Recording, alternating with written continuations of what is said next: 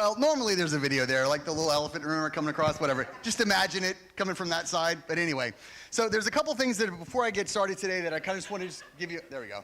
Thank you. All right. Again, silent. There should be noise, but anyway. So a couple things that is kind of housekeeping things. Just want to kind of mention. One, you see these sheets around you says Gal for the Going a Little Farther campaign. I'll get to that in just a second. But I also wanted to say, first of all, we had our first ever server appreciation night dinner. We had it on Friday night. There were a number of people out there. We had like 30 or so people that are serving or interested in serving around the church. And I just wanted to remind you or just kind of mention that there are a lot of different places to serve. And I'm grateful for this worship team and the way that they serve and they lead and they lead us into an atmosphere of worship. They kind of, we don't have to welcome Jesus. He's kind of already in our presence, but just kind of us recognizing his presence in our lives is something they really do a great job of doing. And I was a little worried about Jason on gratitude. He was into it, and I was like, is he going to pass out? Are we going to have to go get him?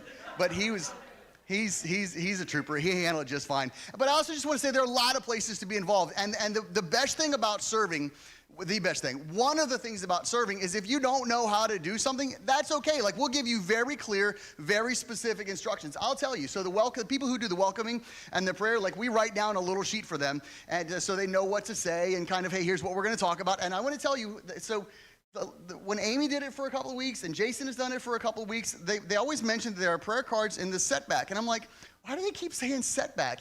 It's seat back.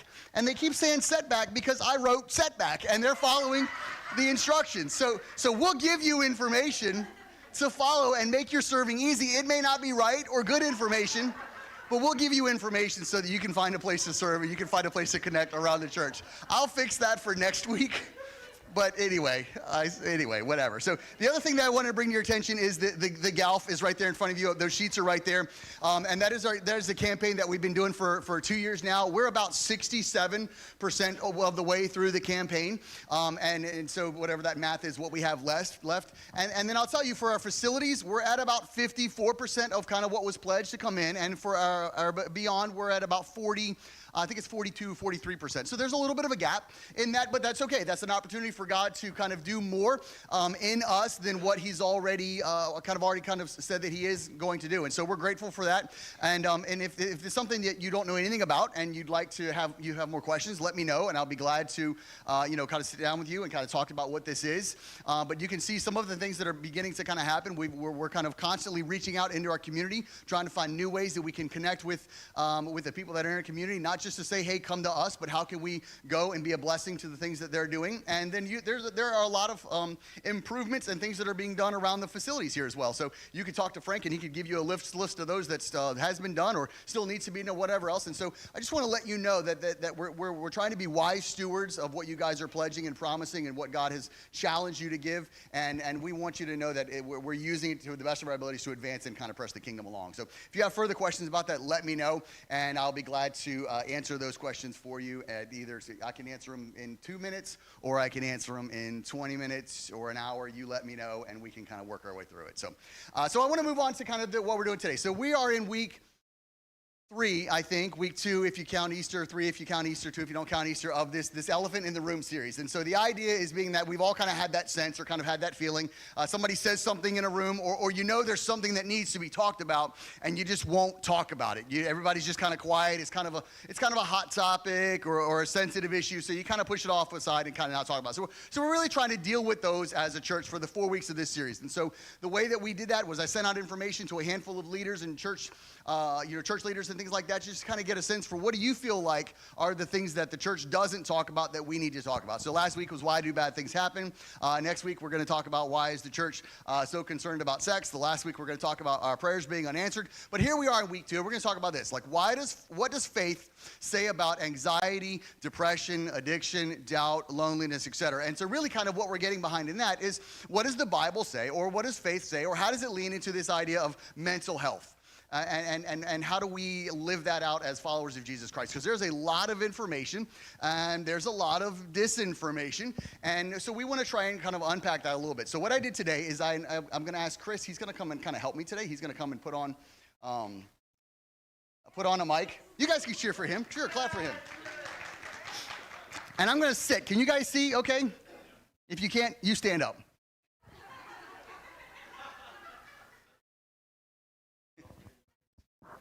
You don't have to stand up now. Only if you can't see me, you have to stand up. So I'm going to let Chris get situated here. And I kind of wanted to just kind of start off by saying, like, some of what we're going to say today, and he'll tell you a little bit about his background and stuff in just a second, but some of what we're going to say today, it will likely strike against something that you were taught growing up. It will likely strike against something that you want to, that makes you feel good, that kind of gives you a warm feeling. It might go against something that was just the way you've always been taught it. But here's what I hope you'll do. I hope you'll be open and you'll be receptive, because when it comes to mental health, when it comes to these issues, this is something that we continue to learn a lot about as people and as societies and as whatever else. And we experience breakthroughs, we experience new ideas, we experience the rekindling of old ideas. But here's what I want to kind of let you know, is the Bible has always been consistent and honest with how it says we should deal with this. It's our interpretations of what the Bible has said that causes us to maybe not be as helpful or productive as he should. And so when I say some things today, when Chris says some things today that you disagree with, I don't want you to kind of settle for this agree to disagree. That's very, very common, very popular for us. We'll just agree to disagree. But this is really too important for either of us to come into without having an open mind. So I want you to have an open mind and challenge what we say. And I want you to have an open mind, and I'm going to have an open mind, and you can challenge what I say. And I want you to have an open mind and be challenged in what we may say today. So with that, I'm going to let Chris kind of introduce himself and tell a little bit about who he is, what he does. And I think your mic's on, right? Are you ready to go? So did we turn? So let me see real quick.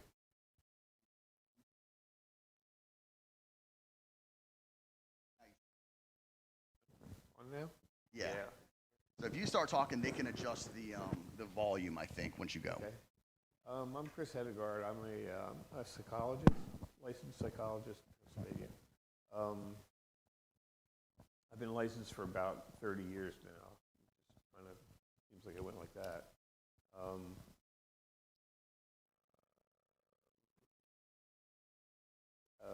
Therapy. Well, what caused you to get into it? Oh. Actually. We didn't really rehearse this. We have like notes. We'll see. Right. We'll see how it goes. Right. But okay. what caused you to get into it? Actually, I was in the Boy Scouts, and I was working on my Eagle Scout project. And so I did a volunteer summer at Pennhurst. And I think a lot of people know what that is. Yeah. It is a state hospital in Spring City. So anyway, I was there all summer, and I liked the work, and so I got a job there when I got old enough to work, and worked through high school, and then when I got to college, I majored in psychology. Started working in Pottstown, doing group therapy, and over the years I've worked with a lot of people with different types of problems, and kind of like people at different levels. You know, like depression can be very debilitating, and people are in hospitals at times for that. But there's also more mild depression that a lot of people have, and kind of what we're going to talk about in a minute is why people don't always get help. And sometimes, you know, they don't realize how their feeling is really depression, for example, or anxiety, or some of the other issues we have. It's really a very common issue. Like, so we have a little bit of statistics, right? Like 52% of adults kind of sought treatment. It is very common. I can't remember the number you gave me. Like 1 in 6 has some type of mental, illness or a mental health issue in your life. Right, in your life, and yet only 52% of people kind of sought treatment, and the average delay between onset and symptoms and then treatment is 11 years. So it's people starting to recognize they have something going on in their lives, and then it's not like I need to deal with this. And I'm going to make this similar reference numerous times. Like if a bone is sticking out of your body, you don't wait 11 years to deal with that. You're like, I probably should go over to the emergency room today, and you deal with it immediately. But for whatever reason, when it comes to this, we push that off. And there's a lot of reasons. I think we'll kind of get into some of that as we kind of go through. But from the onset of symptoms to recognize you have it to treatment is like 11 years. And so you had a couple things you want to kind of add into that, or Yeah. why people don't seek treatment and so on and so forth. It's important, when you're feeling like really not yourself, to get checked out and to get some help if you need it. While you're having those symptoms, it can be your feelings are maybe sad. You're not as interested in things. Affects your confidence, your motivation, enthusiasm for things. It affects how you connect with people. You're not, somebody who's depressed is not always interested in people. They kind of rather be off by themselves. And so if you think about that and living your life like that for, let's say, 11 years, it affects how you see the world. It affects how people know you. And so the environment affects you as well. So walking around with those symptoms for a long time really, kind of puts you at a certain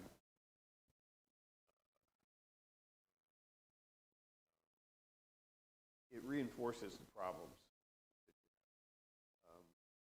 So that's why it's important to get help early. It's because you don't want to be the depressed person that people have to reach out to or they're worried about all. It really sounds like there's a point where it becomes what you do, and then it becomes who you are. Yeah. If you follow it long enough, if what I do is withdrawing from people, eventually becomes who I am as someone who is withdrawn from people. It kind of it creates or it reconfigures your whole mentality, I guess, is kind of what you're getting at there. Yeah, and it's especially important for kids to get help. A lot of times, persons, disorder kind of develops over time, and usually it's early adulthood. And so, but there are symptoms earlier too, and if kids could get help sooner, then they either don't have the problems later or they're minimized. Attention deficit is a good example. ADHD, where the sooner kids get identified and get help, the better they do in school. There's a point, usually like middle school, if they're not identified until after that, there's a really good chance they're going to drop out. So it's really important to get help as soon as you can. So there's a number of kind of questions that we kind of talked through that we thought were important in here. And so, like we know it's affecting you. Like, sometimes when you're affected, but it's that idea of the things that we sometimes have, they're very easily treatable if we deal with them kind of earlier on. So, but there's also negative ways or harmful ways that I think the church can, or people have sometimes responded to that. So here's a kind of question, like, a lot of Christians have heard and repeated the message that if you're struggling with anxiety or depression or doubt or loneliness or fill in the blank, right, it must mean that your faith is weak. From what you've seen in your work, how do you kind of help people untangle that? I didn't have your name beside that one, but I thought that was one we talked about. You would answer. Yeah. That's one that, I look at it as, therapy is a good thing. But it's, it's kind of like you trust the person treating you, that they're guided by God, and they're here to help, and not necessarily on your own, and just having having to try harder and do better. Right. Yeah. Yeah, and so there's like just pray more, have more faith and it will go away. That's probably something you, again, keep your hands down, we're not right. There's something you may have heard, right? Or if you get professional help, that kind of shows that you have this weakness or you have this lack of trust in God.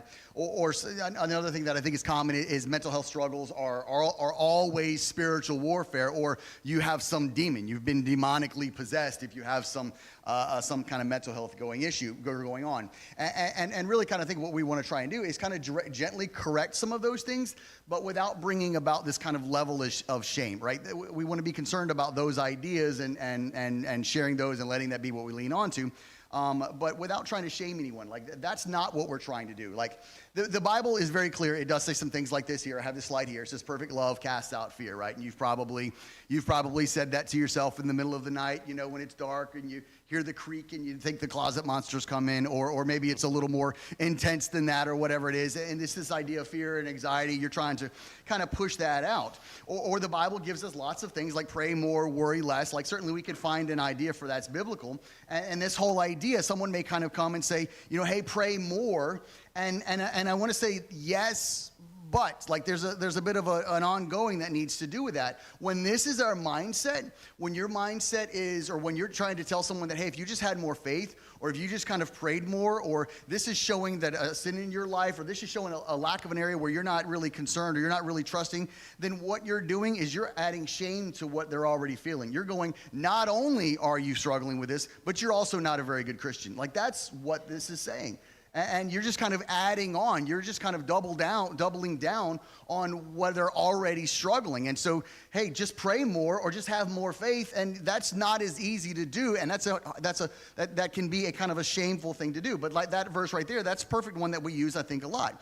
And we use that for fear or anxiety or phobias, things like that. But we have to look at the context of that.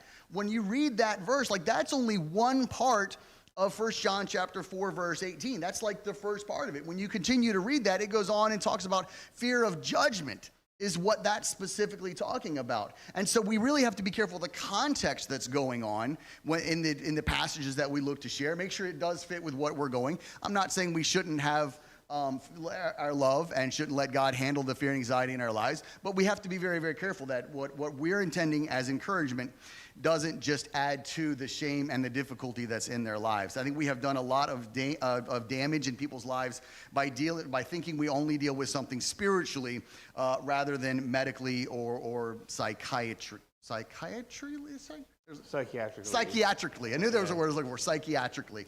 We do a lot of damage to that. Again, the bone is sticking out of your arm. Don't come to me. Don't come to me thinking that I'm going to pray it back into place. Don't come to me either. You need to go to, I don't have that level of faith, I guess. You need to go to the doctor. I don't know where to put the screws in, whatever else. You need to go and handle it, dealt with. And mental illnesses are really the same way. They're not a whole lot different when it comes to that regard, I think, in that. So, so why people need professionals along with pastoral counseling. The way that I do that, the way, if people have come to me, and I've done this numerous times throughout my ministry, and numerous times here, people come to me for counseling, and I say, I am not a professional counselor. At one point, that I felt called towards that, or I felt maybe that might be something I might be interested in doing and adding that to what I do. I don't know that I do that anymore. But I tell people, I'm not a professional counselor.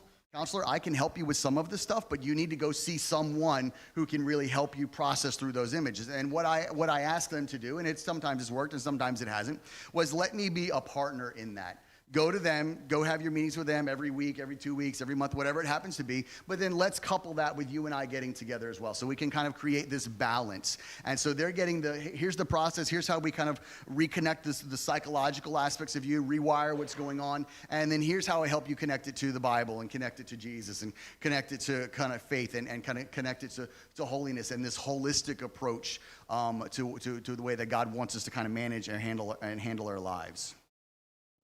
That was kind of what I do there. And yeah, I think we share in a way viewing psychological problems in that it's your thoughts that determine what you do and how you feel, and so if you're having thoughts that are really negative or making you really worried or something like that, uncomfortable, the therapy goes into the thoughts and helps you change those thoughts. Right. And I think there's some reference in the Bible about that. Yeah. In numerous places, the Bible kind of talks about your thoughts but your actions go by the way of your thoughts, and that kind of idea. Jesus talks about it's what's in your head, not really what comes out in your actions. That's the actual kind of issue for us. But we tend to treat it sometimes as if it's just a spiritual issue alone, and we get this thing called kind of like spiritual bypassing. And there's a John Wellwood, who I think is a psychiatrist of some sorts. He kind of wrote that spiritual bypassing is the tendency to use spiritual ideas and practices to sidestep or avoid facing unresolved emotional issues, psychological wounds, and unfinished developmental tasks. And it's really kind of when we try and oversimplify something rather than into a faith issue, rather than realize there's depth or complexity to it, right? So here's a couple of ideas, and I'm just going to read through these, and I can't remember if you want to lean into these, you can at any point. But here's a couple of these. Like spiritual bypassing might be something like, again, keep your hands. We're not trying to, if this is what you've said, I'm not trying to say you gave horrible advice. I'm trying to say we might given incomplete advice. We're trying to learn and think a little better about it. So spiritual bypassing might be something like, you don't need to be sad. God has given you so much. And while that may be very true, you might not need to be sad. God has given you so much. That still doesn't change the fact that sometimes I feel sad. And I can't really explain what it is, right? A part of me feels sad today. And just saying, hey, just don't be sad, it doesn't help you process why or what's going on. And so there's a sense of, hey, a part of me just feels sad, and I need to be curious about what that's about. I need to be honest and sincere about figuring out like why this happens to me all the time. Or another one might be, ask God to take your anger away, right? If anybody deals with anger issues, well, you just ask God to do it, and he'll take it away. If you have anger issues, did you pray that once and still had anger issues? Probably so. If you have to keep calling the drywall guy out to your house to fix a hole, just saying, hey, just don't be angry, ask God to take it away, is not really working. And so a better thing is, like, I just feel angry. Recognize that. This is just sometimes what's going on in my life, but I don't want to act out in that anger. The Bible says be angry and sin not. Everybody has these feelings, but it depends on how you express them. And, with anger, everybody gets angry at times, but not everybody punches a hole in the wall. Right. And that's kind of a sign that you might benefit from therapy. Punching the hole in the wall is the obvious sign, but well before that are the subtle signs that you recognize and you work to pay attention to. Another one might be, God forgave you, so you should just forgive others. Just turn the other cheek. And if you've ever tried to forgive someone, forgiveness happens in your mind long before it happens in your heart. If someone has hurt you and done some damage to you, you've made this decision, I'm going to, long before you felt like that was the thing you should do. And so the better way is kind of, I want to forgive, but my heart is far from it. Recognize that and realize that that's okay. There's a process that has to happen there. I'm going to talk about someone honestly about this struggle that I have to forgive and work through. How do I maybe lean into forgiveness the way that I should, or know I should. And kind of find out what's keeping you from, connecting your thoughts to your heart. Right. Things you want to do. And then the last one we kind of touched on already, like starve your fear, right? It's the enemy of your faith, right? It's good for us to understand why we have the fears that we have, because we have fears, and they're legitimate things that we might be fearful of in our lives. It might just be a phobia of spiders, or it might be something far deeper in that you deal with, and recognizing that it's an okay thing to do and process through how do I move beyond this and not have it affect me so much is the better way, I think, to do. So we wanted to kind of get into a couple of specific topics, and I think we have a mention here. There's no way we can get into the depth of these things in any real, to have all your problems solved in this moment. But I think Chris was going to kind of mention and kind of touch on some of them for a couple of minutes. But like anxiety and worry, depression, addiction, and trauma. Again, I think we had a list of like 8 or 9, and we whittled it down to 4 that we could touch on and not solve for you, but maybe Chris can give you a little bit of input on and a little bit of thoughts to kind of break through on those. Okay. Let's see. Again, all these are based on your thoughts and how you see the world, how you see yourself. Anxiety, for example, it's when you're worried about. Well, let me put it this way: anxiety is something that people are wired for. It's kind of like back in the Stone Age, the caveman that went outside and saw the big saber-toothed tiger. If he ran away, he survived, but the person that didn't get anxious and just stood there, they didn't make it. So you don't inherit that tendency. So at some levels, it's good. It helps us to know Absolutely. when we need to do something about a situation, or Right. when we need to get away from it or fight against it. But it's when it becomes overwhelming, and we can't. It becomes debilitating or You kind of can't- disabling that we have to. like you're saying with a phobia, that's something specific. Like maybe you don't like to ride elevators, or confined places, or fear of spiders. I mean, it could be you could be really afraid of spiders to where you check the room. Maybe here you'd walk around the room and look for spiders. And this is when they're all hatching too, by the way. Thanks for that. I appreciate that. So when I Yeah, first got here, like he pulled. I made mention about spiders. I hadn't been here long. Like spiders not my thing. And he's like, "Well, do you know how many spiders like people eat in their lifetime that just crawl down their throats while they're sleeping?" Oh, I'm like, yeah. "Why would you tell me this?" I don't know. I just read it somewhere. It happens when you're sleeping. Anyway, go ahead. Wow, you remembered that. Depression's another. It's a common experience to be sad, or when there's a loss, to be grieving. But when you feel that every day, and you see the world differently, it's hard to be happy. Some people withdraw. They lose interest in things, lose interest in people. Gets in the way of their work, possibly. So these different symptoms get in the way of just being who you are.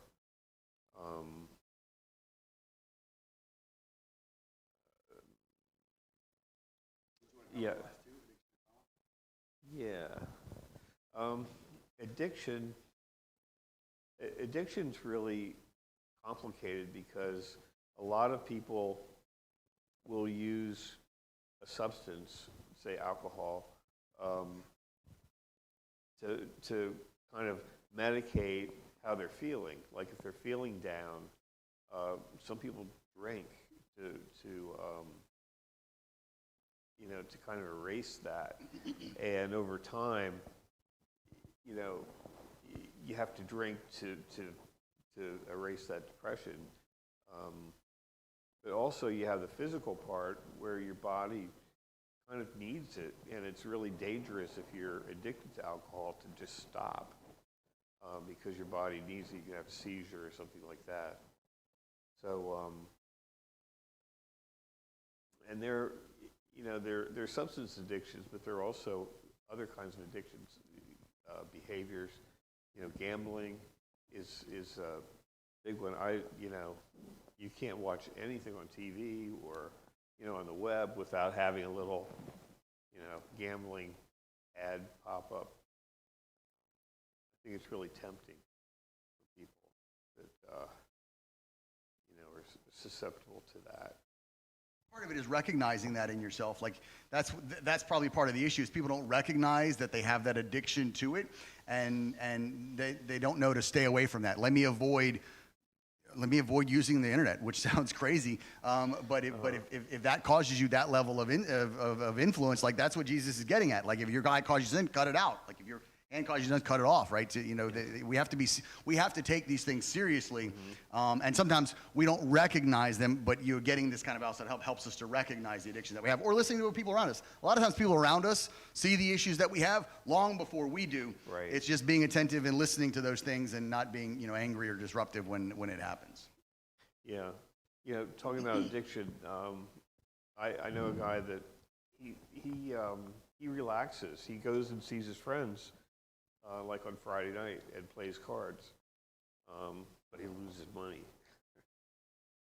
But, you know, that's kind of his way of socializing. So, you know, he's working on finding other ways to socialize. So gambling isn't the only way to do it. But he's lost a house. You know, he's still married, but kind of hanging on. But it can be really serious.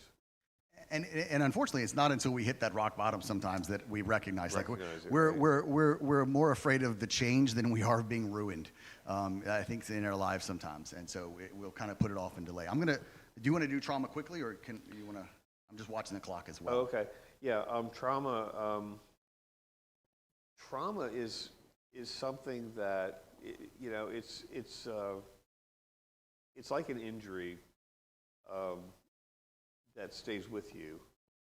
So if you're in a serious accident, or if you have some kind of experience that's really upsetting, and you can't shake it, that's basically what trauma is. Some people have flashbacks where it feels like they're back in that experience again. People get addicted. They start using alcohol, other drugs to, kind of numb the symptoms. And there's a lot of help for trauma. There's a lot of times the trauma is in the family. There's a lot of shame there. There's a lot of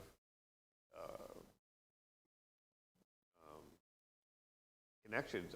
Connections with your family is kind of like you're betraying your family if you go and get help and talk about things that happened that are really upsetting. But people do it, and there is help for it. And the people doing the therapy know it's hard to face that stuff. But that's part of the process.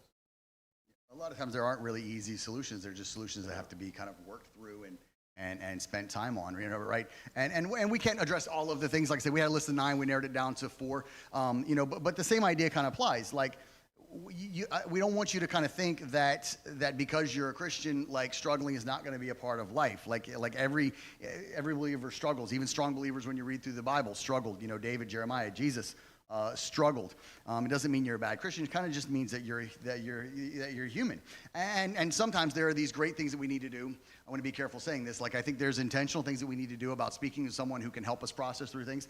But sometimes there are very just easy, practical things that I think God calls us to do, like rest, being in community. I think we're going to touch on it maybe a little bit here in a second. But sometimes, like, if you know you're tired, like you don't get enough rest, then you're kind of irritable, and then you kind of it affects the way that you interact with people, which then kind of affects your social status. And so multiple things just kind of lean into that. But sometimes very simple things: rest, community, sometimes counseling, medication. We'll talk some of that out in a minute. But sometimes it's very simple things. Like there's this passage in 1 Kings, and Elijah's really talking about this, or this talking about Elijah. I'm not going to read all of it, but here's what's going on. It says, then he went on alone into the wilderness. I think there's the beginning, right? He's alone in his wilderness. He had someone with him, and he leaves them behind and says, I'm going to move off by myself and not have anyone else around me. So he says, so he went on alone into the wilderness, traveling all day, sat down under a solitary broom tree, and prayed that he might die. Like, this is where Elijah is, what's gone through his life. He's sent everybody away. He's gone to a place where he's in this wilderness, where he's all by himself, and he prays that he might die. He says, I have had enough, Lord. Take my life, for I am no better than my ancestors who have already died. And then this is what he does. It says, then he laid down and slept under the broom tree. He just fell asleep finally. He was just so exhausted, he just took a nap. But as he was sleeping, an angel touched him and told him to get up and eat. He says he looked around, and there beside him, his head was some bread baked on hot stones and a jar of water. So he ate and drank and lay down again to take a nap again. The angel said, hey, you need to eat something. You're a little hangry. With what's going on in your life, you need something a little extra here, right? And so it says, then the angel of the Lord came again, touched him, and said, and this is interesting, get up and eat some more, or the journey ahead will be too much for you. I really think this is really kind of key. He's not saying, hey, I want you to pray for 30 minutes or an hour or 12 days. I want you to get up and I want you to eat, because the journey that you're about to take is going to be too much. So he got up and ate and drank, and the food gave him enough strength to travel 40 days and 40 nights to Mount Sinai, the mountain of God. And so really the whole idea is just something very simple. Like I don't think we can underestimate the simple things that can really make a difference into our mental health. Absolutely, I think there are times we need to go get professional counseling, but sometimes we need to recognize I probably just need to eat before I start making this major decision. I probably need to take a little bit of a rest and get more sleep. I need to make sure that I'm a little bit, have a little more mental clarity before I kind of lean in and make this little decision. And there's this other idea that's kind of talked about in the Bible, and it's called lamenting. It's probably a word that you've probably heard before, but lamenting is kind of this structured, this honest expression of deep sorrow, loss, pain, or emotional distress. Like, we kind of get this part of it right. Like, when we're upset about something and we're by ourselves and we can kind of cry out to God and just kind of, hey, we can kind of just cry out to God and kind of tell him all of our problems and all of our issues. And that's a necessary thing to do, but it's not just the kind of complaining, like I think you had mentioned as well. I'm going to read this passage from Psalm here in a minute, but I think you had mentioned before, like, it's not just sitting down with a friend. Yeah, kind of like lamenting is part of the therapy, where, you're talking about your problems, you have somebody to kind of bounce ideas off of, and the therapist knows kind of how to guide you. You can talk to friends, and for the everyday kind of problems, that's fine. I mean, it's really important, actually. Just kind of taking care of yourself and getting enough rest and eating right and that kind of thing. Yeah.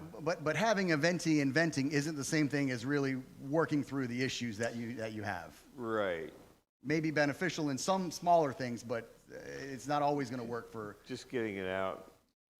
The bigger doesn't things that are always going help. on. Right. Yeah, that gets you a hole in the wall. So there's this Psalm 13 is this passage here, and you see this idea, you see this complaint, you see this request, and you see this confidence. And so here's his complaint. He kind of starts off and he says, "Oh Lord, how long will you forget me?" Right? You can probably associate when some of this prayer will resonate with you. Lord, how long will you forget me? Forever?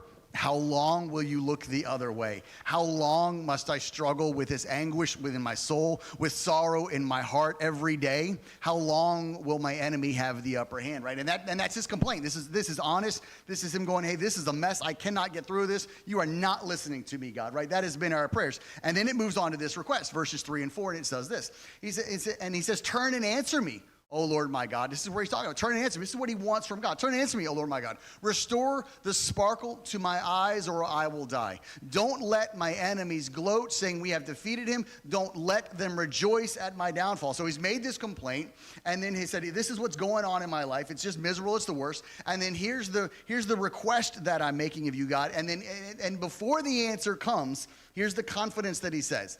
But I trust in your unfailing love. Yet, in spite of this, even if you haven't heard this, but yet I will trust in your unfailing love. I will rejoice because you have rescued me. I will sing to the Lord because he is good to me. And so there's that process of lamenting. And again, we're not trying to spiritually bypass and say, hey, just read this psalm when something's going on in your life and you'll be fine. But here's the process of lamenting and who we address and who we talk to and who we help to who we bring along to kind of help us work through these things kind of makes a difference. And they can either kind of add to the misery or they can kind of encourage us to grow and move beyond or outside of that.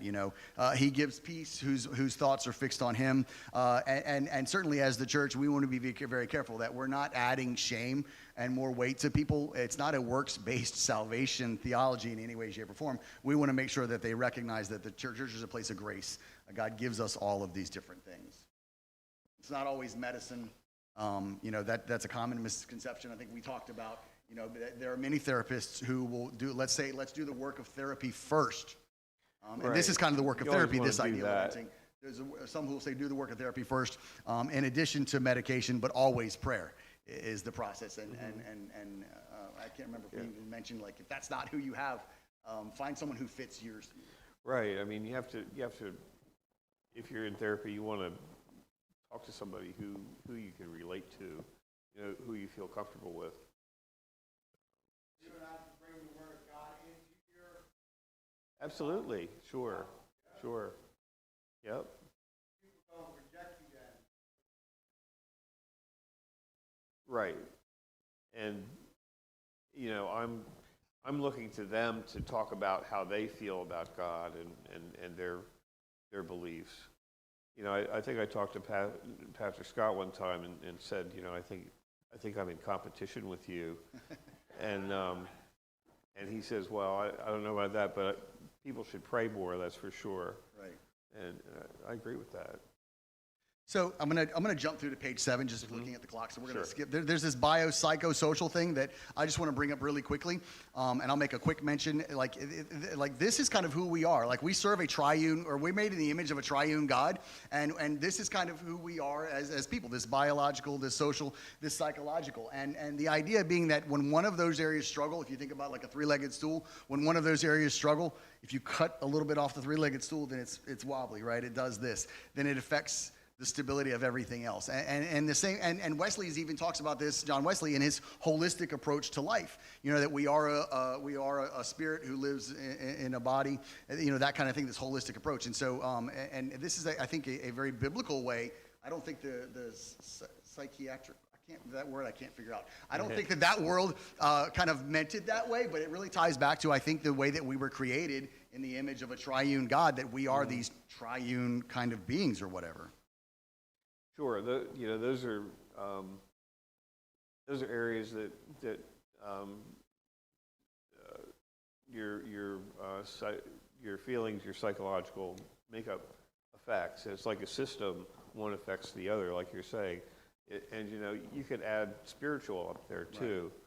Right. I mean, there's a lot about a person that I mean, people are really complex, and that's what the holistic idea is that you treat the whole person. You don't just focus on you know, one piece of it, one aspect of that. So yeah. So one of the things that I kind of wanted to wrap up, I think we had like towards the end of our little discussion, was you know, what daily or weekly faith practices do you actually prescribe to clients, you know, that have measurable impact? That's a good question, because there's a new kind of approach in psychology. It's called positive psychology, and one of the approaches is called gratefulness, kind of like, you know, tied in with the song today. And but the idea is that you keep a journal and you write down things that you're grateful for each day. And you know, like Scott was saying when we were talking, you know, at first, you know, people put down, you know, really basic, easy, kind of obvious things. But as you go on, you end up focusing on your day, and you know, being grateful for somebody helping you out, somebody doing you a favor or something like that.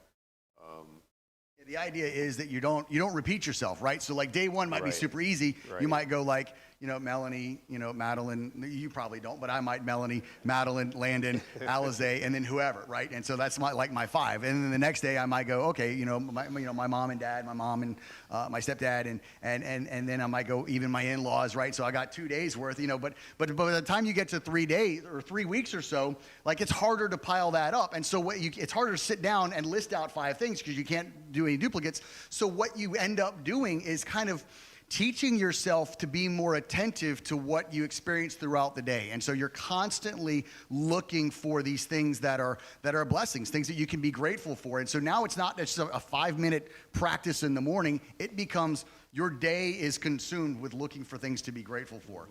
And again, that's not the simplicity of it, but there's this great depth, I think, behind that. It's changing your mindset, rewiring the way you look at life. You know, the idea is kind of like being in the moment. You know, if you're planning things and thinking ahead, and you know, you're kind of like not all in the moment. You're kind of getting your mind somewhere else. If you're thinking about bad things that happened in your past, you're out of the moment. So, you know, this approach kind of, you know, brings you into being attentive and being tuned into what's happening, and that includes people too.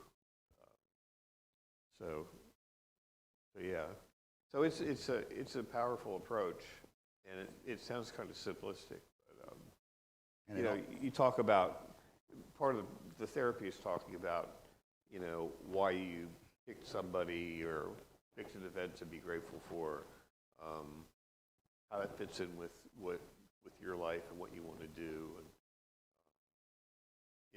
goals you have. So we had one other thing. So I wanted you were going to kind of make like a closing statement to kind of wrap everything up. But also we wanted to touch on one last thing that I want to give it just a little bit of time, is this idea of just touch on before we wrap up, like suicide, and that is extremely tragic, right? It's in the darkest moments of life when life is distorted and you just can't see clearly. You kind of can't see any other way out, and you kind of had some influence on there are things that, you know, when we feel like we're a burden to other people, or we don't belong somewhere, or just this sense of hopelessness. But you also said there's a linear scale when it comes to Yeah. You know, it's kind of like one end is, you know, really mild thoughts to really serious ones, and the mild ones can be something like, yeah, I wish I wouldn't wake up in the morning. You know, just something like simple like that. A lot of people don't really think much of it. really just more carelessness with words. Well, Maybe it might be, but it also might be like a true feeling, like the person really feels kind of beaten down, or, you know, they're really frustrated, or I don't know, just kind of like Elijah, you know, right, going out in the woods. right, yeah. But, you know, the person that's suicidal, you know, on the extreme end of this spectrum, they don't see any other option. And it's a serious decision. It's, you know, it makes sense to them. And that's kind of like getting back to the thoughts. That's how distorted their thoughts are. And they see things, they see the world based on that assumption. And there are absolutely places to get help for that. Like certainly Absolutely. there's the text line is like 988.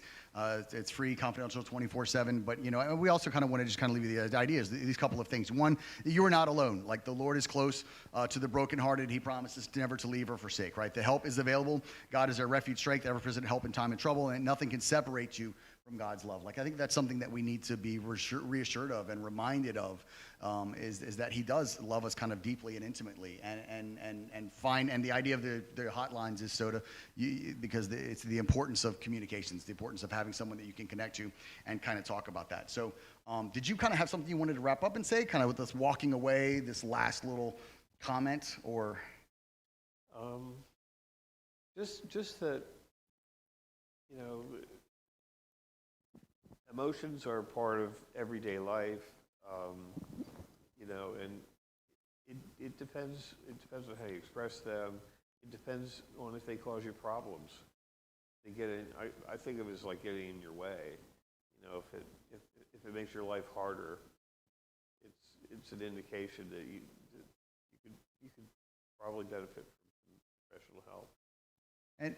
And not feel like, don't let the stigma carry it on it. Like it's very common to feel like whatever, you know, the lack of faith, or, you know, my generation just doesn't do that, and we'll go on hurting other people because we don't seek the necessary help in our lives. Yeah, and it just in the time that I've been practicing,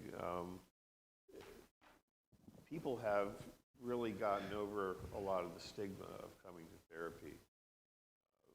Especially, I mean, I see it in kids, and, you know, teenage kids, college kids. It's not a big deal for them. You know, back when I started out, you know, there's a lot of shame involved, and people don't want to talk about therapy. They don't want to tell anybody they're in therapy. So it's I don't know. But it can be really strong, Sort of coupled healthy. with your church community and your church involvement, and really beneficial to your life to work through some things that are a little more difficult to work through. So, all right, so we'll wrap up. So I'm going to let the worship team kind of come up, and I want to just take a minute just to pray. I'm going to have you stand. I'm going to stand up and sit the whole time, so I'm pretty relaxed today. But I just kind of wanted to just take a couple of minutes just to kind of just pray as well, and know that these are like real issues. Like, this is stuff that people really struggle with, and I want to just kind of give a different sense. Like, I could stand up here and kind of chat and give you this biblical perspective, but I wanted someone who lives in it day in and day out to lean in and share some of their voice about what it actually looks like in a practical sense day in and day out. So I just want to kind of just say, like, if that's where you're struggling, I want to encourage you to come to an altar.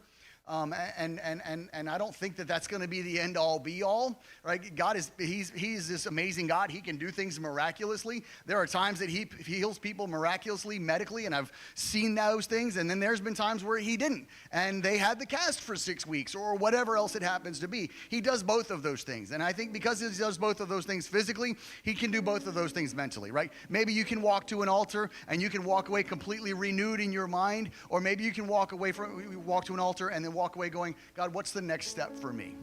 Where do I need additional help? Who do I need to talk to so that I can vent over a venti? But who do I also need to talk to so that I can help to rewire my mind?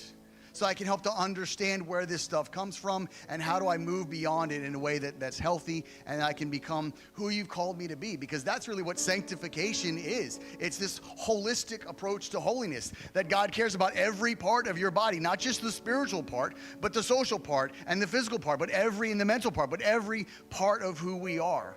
He wants to renew and to make it whole. So that's what I hope you know. I hope you'll find a place to pray if you're struggling, where you're sitting or at an altar. And I hope you'll find a conversation to have outside of this room. Lord, we're grateful for your love, your grace, your mercy you extend and you give to us each and every day. Lord, we should not go a day without thanking you for that. It's because of your involvement in our lives that we have these simple things just to breathe and go on and move another day. And Lord, you have created us with these minds. We are not these mindless just followers of you. Lord, you have created us with this cognitive ability to process emotions and thoughts and feelings. And then part of it, I think, is because of the way that we live in a sinful and fallen world, that Lord, that even the things like that are supposed to stir us to go, hey, we need to deal with this, has become poisoned, and it becomes what debilitates us, and it slows us down, and it stops us in our tracks. But Lord, you have always been about renewing things back to what they were supposed to be. Lord, you will one day restore all things back to what they're supposed to be. And while we're living on this world, Lord, there's a work that you do in our lives when you offer us forgiveness and salvation. There's a work that you do in our lives when you give us this grace of sanctification. But there is this work that you do in our lives through the community. There is this work that you do in our lives through the ones that we reach out to and the ones that we talk to. And so, Lord, help us to recognize that because you love us, because you work to heal our hearts spiritually, you also work to heal our minds. And there are so many ways that you do that. Lord, there is no shame in lamenting. There is no shame in crying out. There is no shame in finding someone to walk alongside the journey with us. Lord, that is accountability. That's what you call for throughout. And so, Lord, help us to be a people who are not ashamed to have a connection with someone else, to share the innermost, deepest things that can help us process through that. So, Lord, we just give you the praise and the glory in this moment. Lord, let our words be the beginning of a renewed and restored life. So just a couple things as we kind of wrap up and close. Thanks for kind of divulging and hanging with us a little bit extra today. I greatly appreciate Chris taking the time to kind of work with me over the last couple of weeks on this message and bringing a level of expertise to it that I just don't have. We're not in competition. He far exceeds me in many things. It's not even a competition to him, but maybe it is to me. But here's what I want to kind of leave you with. One, if you have more questions for Chris or I, let us know, and we would love to kind of help to kind of talk with you and work through that. He's not offering his counseling services for free, but if you want to catch up and kind of figure out kind of what's next, then we would love to have a conversation with you to kind of help you through that. And if you are looking for someone, there's a list that I have, a list that he's given me of biblically based counselors in the area, and I would love to pass that along to you. There's a lot of good ones around that you could connect with, and we just want to let you know that whatever you have, whatever you're going through, I mean, you may be walking through it alone, but you don't have to. Right? That's what the community of believers is for. That's what the way that God has designed this kingdom to work. And so let us walk with you in any as much or as little as you'd like. So have a great week. Thank you for being here today. Thank you for listening to Chris and I. And hope to see you next Sunday on site, online. We'll talk about sex at 10 a.m.